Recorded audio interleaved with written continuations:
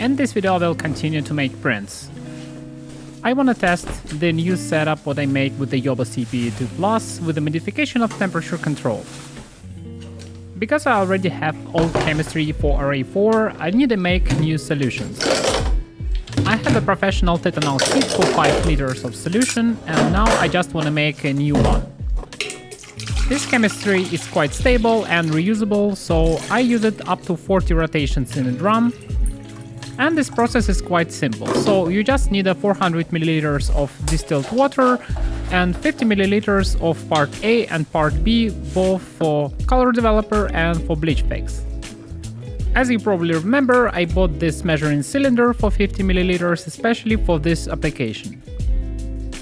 Yes, it's kind of a plasticky, but before I have my own space, I don't want to invest money in the glassware for chemicals. And in my modern storage with a small cart, it's not really practical to have anything fragile on top. And additionally, so far I have zero problems with the concentrations and with dilutions, and my results is quite repeatable. For me at the moment it's more important how I feel about the setup and how easily I can go and start printing. And now I can say the better than my system I can only imagine if it's a separate room and you just can go and turn on everything with one knob. And in general, if you think about it, you don't really need a dark room, you just need a small dark portion of the room or tent where you set up the all in larger things and you just make one exposure and you go in a bright room. And as you can understand, I also filming videos, and mostly my videos shot in a bright light, so it doesn't make any sense to make the completely compliant dark room. And mostly it's create the problems to separate all the features from the dark, so probably in future I will switch completely to the little bit different approach if I have a space in my apartment. As you probably understand, I already kind of reached the limit of space. And for the next steps, I will just implement or better tools or modify my tools to make it better and work faster. So let's fill up the CPE2 with the water and put the solutions inside the carriers. I will turn on the pump and turn on the heater for the whole system. I'm still in a testing mode for this setup. And now I just want to try to put the temperature sensor inside the bottle and keep it to warm up to 35 degrees. So let's unpack the enlarger and start preparing my printing setup.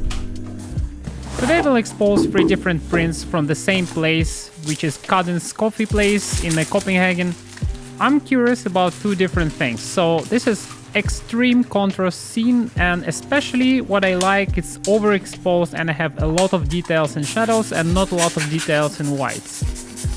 It was not really easy to scan because the high contrast pictures in the scanning for some reason looks worse than the flat ones. Maybe it's because of the separation of the channels, or maybe it's just because how the sensor works, but especially you have big problems with the reds, and it's almost impossible to fix a gradation of the color and the whites to blacks. I think it's just a question of the dynamic range of the sensor, and I'm not sure if it's possible to fix it anyhow, only if you switch to the same different cameras. After framing and focusing, I just switch to the fully closed aperture to f11 or f8 and start the calibration procedure on this picture. As you probably already know, I crop it down a little bit more to eliminate all the borders from the negative. And in this case, most of the time I have a precise measurement of my color and the intensity of the picture. Because it was really hard scene to shoot, I'm not sure if I have enough dynamic range on a negative, and additionally I'm not sure if my density on a negative is correct. So for the first picture I have almost symmetrical settings around 70. And for now I have only one problem with this temperature setup, it has a backlight, and in future modifications I just need to make a kill switch for the backlight of the screen.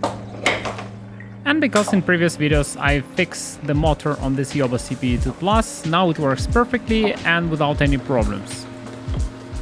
The next step is the development, and now I just need a 45 seconds for color developer, 45 seconds to bleach fix and final rinse, and I have a final print.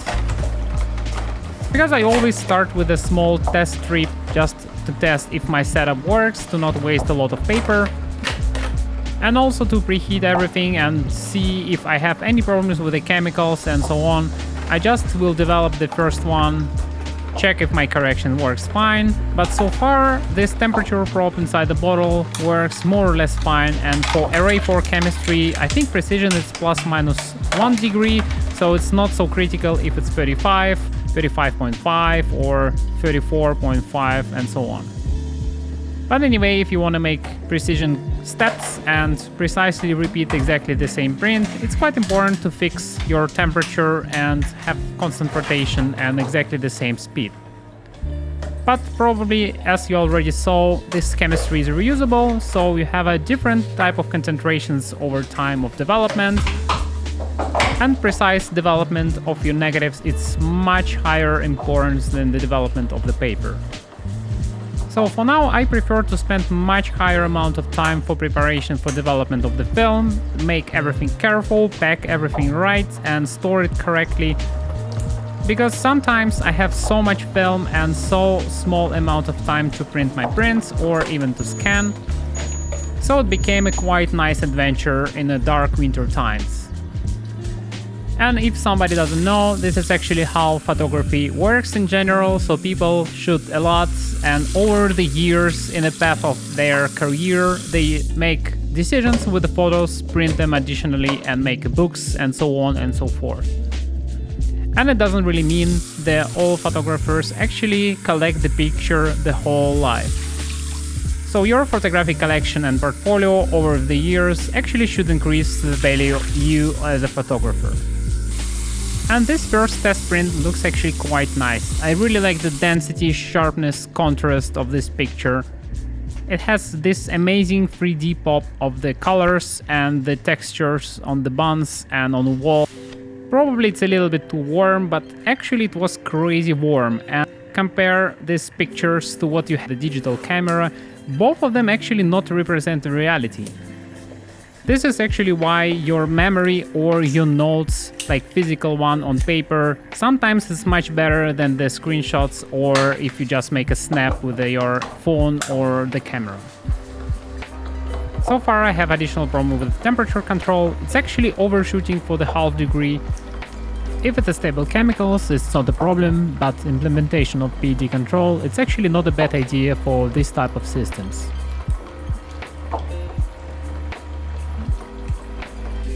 So let's check out the final big print and if I have any technical problems with this print. The wet one actually looks really great. I really like this picture. It's a little bit Tumblr style, so a lot of kind of a fading, the crazy high contrast, the buns looks really cool. This picture can be a good poster or just a postcard which you can send to your friends. As always, I sign the prints what I made and all the prints what I sell from my shop. And as a next step, I want to print the second negative from the same strip, so it's exactly the same place and I can transfer my settings. I just need to recalibrate exposure and continue printing. I will load the next negative and from there we will decide if I need to make any corrections and we will just print the bigger print. As you probably understand, this Philips color analyzer, it's not only color analyzer, it's also exposure analyzer. So the thing is, for this particular print, I just need a stop-down aperture from f11 to f8. So it means my negative is actually twice thicker in density than the previous one. So let's make exposure and the final bigger print. And development procedure from this point is quite a repetition of the previous one, so it's 45 seconds of color developer and 45 seconds of bleach packs and the rinsing. So sometimes I rinse inside the drum and sometimes I just, if it's one print, rinse it in a sink, so it doesn't really matter, it's just matters of your sense of taste or if you're on a rush and if you want to make it a little bit faster or longer or properly maintain your process. And this print, as you can see, it's a little bit denser, so it means I overexpose probably one stop more the negative itself. But all the details is still there, so you can print from it. And before next prints, you need to dry up your drum, put it down, and make additional exposures. But for this one, I really like this extreme contrast and vibrant colors and overexposure look. And for my taste, it actually looks completely different from the scans. And unfortunately, I ran out from my paper, which is matte paper, so I have only paper which is glossy and with the rolls. So in the next video, I will probably cut up more the additional supply for exactly the same size of the paper to just have it in stock. So my problem with the paper itself is actually I don't really want to change the size of the prints. It's much easier to handle the same size of the print all the time and do not recalibrate all the setup and do not change the size of the prints. You have much higher artistic choices if your setup is more or less stable. For example, you have exactly the same lens, more or less the same exposure range, and more or less exactly the same size of the prints. So let's make also final print, because I really trust my development in this time. And I can get directly from the color calibrator really good density and really good color balance. And as always, this glossy print for my first look, and especially if it's wet, looks much better than the everything on the matte paper. It's just a matter of taste, but the glossy paper have a more depth, more rendition, and it looks just a little bit better. Because this paper most of the time a little bit thicker, and I have some problems with the curling of this paper. But it's not a big problem, you just flat it down in a book or something like this, and after time it becomes completely flat print. And once again, personal thank you for everyone who make donations for this channel and additionally purchase the prints. You can find all the pictures and prints from my videos on the website. Thank you for watching and see you in the next videos.